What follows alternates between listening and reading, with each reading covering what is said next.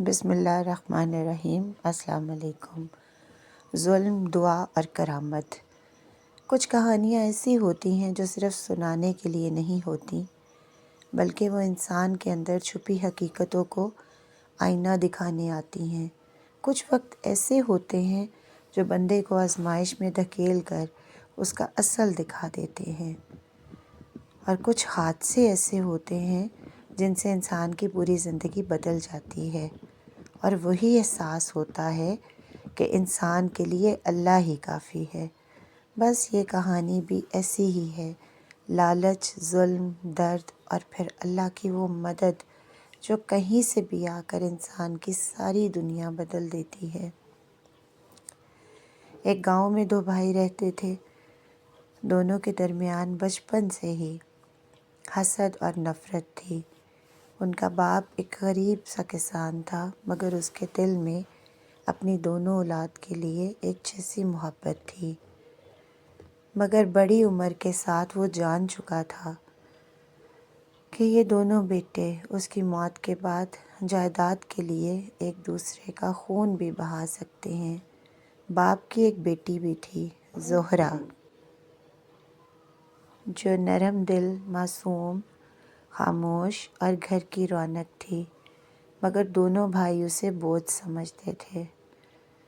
ایک دن باپ سخت بیمار ہو گیا۔ اس نے اپنے بیٹوں کو بلایا، چاہا کہ آخری بار انہیں سمجھائے۔ اس نے کہا، بیٹو، مرنے کے بعد جائیداد کو بانٹ لینا، لیکن اپنی بہن کو کبھی تنہا نہ چھوڑنا۔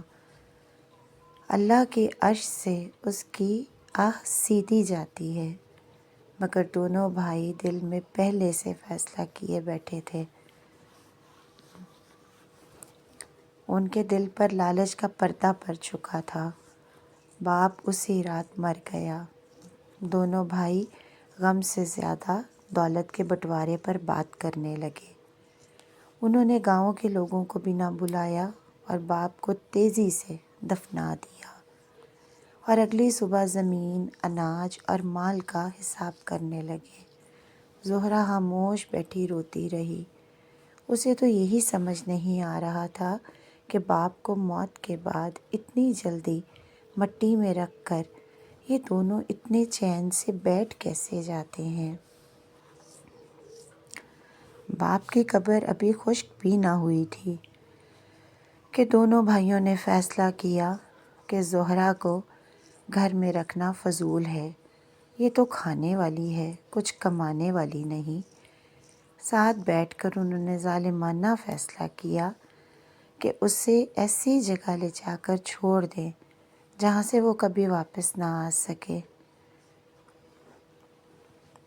ایک رات دونوں بھائی زہرہ کو بہانے سے ساتھ لے کر نکلے۔ دور جنگل میں لے جا کر اسے یوں چھوڑ دیا جیسے وہ کوئی غیر ہو۔ زہرہ نے ڈر کر بھائیوں کو آواز دی، روتی رہی، چیختی رہی، مگر وہ اسے چھوڑ کر واپس چلے گئے۔ اس رات جنگل میں ٹھنڈ تھی، اندھیرا تھا، آوازیں تھیں، مگر زہرہ کے پاس کچھ بھی نہ تھا۔ وہ درخت کے نیچے بیٹھ کر اللہ سے بس ایک ہی دعا کرتی رہی، یا اللہ، مجھے تو نے اس دنیا میں اکیلا نہیں چھوڑا، مجھے راستہ دکھا دے۔ صبح فجر کے وقت ایک نورانی چہرے والا بزرگ ادھر سے گزر رہا تھا، ہاتھ میں عصا، کپڑے سادے، چہرے پر نور اور قدموں میں سکون کی برکت۔ انہوں نے زہرہ کو روتے دیکھا تو رک گئے۔ بیٹی، کون ہو اور یہاں اکیلی کیوں ہو؟ زہرہ نے سب کچھ بتا دیا۔ بزرگ خاموش رہے، پھر بولے، بیٹی، انسان جب انسانوں سے امید رکھتا ہے تو ٹوٹ جاتا ہے، لیکن جب اللہ سے امید رکھتا ہے تو وہ ٹوٹے دل کو تھام لیتا ہے۔ چلو، میرے ساتھ چلو۔ اللہ نے تمہیں ضائع ہونے کے لیے نہیں پیدا کیا۔ وہ اسے اپنے ساتھ ایک پرانی سی خانقاہ میں لے آئے، جہاں وہ اور ان کی بیوی تنہا رہتے تھے۔ یہ جگہ دنیا سے دور، خاموش، مگر ایسی نورانی جیسے فرشتوں کے قدموں کی چاپ گونجتی ہو۔ بزرگ نے کہا، بیٹی، یہاں نہ تو دنیا کے مطالبے ہیں نہ لوگوں کی باتیں، یہاں صرف اللہ کی باتیں ہیں۔ اگر تم چاہو تو میں تمہیں وہ علم سکھاؤں گا جو انسان کو اللہ تک لے جاتا ہے۔ زہرا نے آنسو پونچھ کر سر جھکا لیا۔ مجھے سکھا دیں بابا جی، مجھے اللہ والے راستے پر چلنا ہے۔ بس پھر اس کی نئی زندگی شروع ہوئی۔ بزرگ نے اسے سب سے پہلے اللہ کی عبادت کرنا سکھایا۔ اسے وضو، نماز، تہجد، سجدہ، ذکر دل، ذکر روح، صبر کے سیغے اور دعا کے آداب سکھائے۔ اللہ کا ذکر کرنا سکھایا۔ وہ اسے بتاتے کہ بیٹی، اللہ والے وہ نہیں ہوتے جو کرامتیں دکھائیں، بلکہ وہ ہوتے ہیں جو لوگوں کے دلوں میں اللہ کی یاد جگا دیں۔ زہرا تہجد میں روتی، قرآن کے آگے بیٹھ کر دل کھول دیتی، دن میں ذکر کرتی، رات میں شکر، اور آہستہ آہستہ اللہ کی محبت اس کے دل میں اترتی گئی۔ جیسے صبح کی روشنی خاموشی سے اندھیرے کو بدل دیتی ہے۔ وقت گزرتا گیا اور زہرا کے چہرے پر نور بڑھتا گیا۔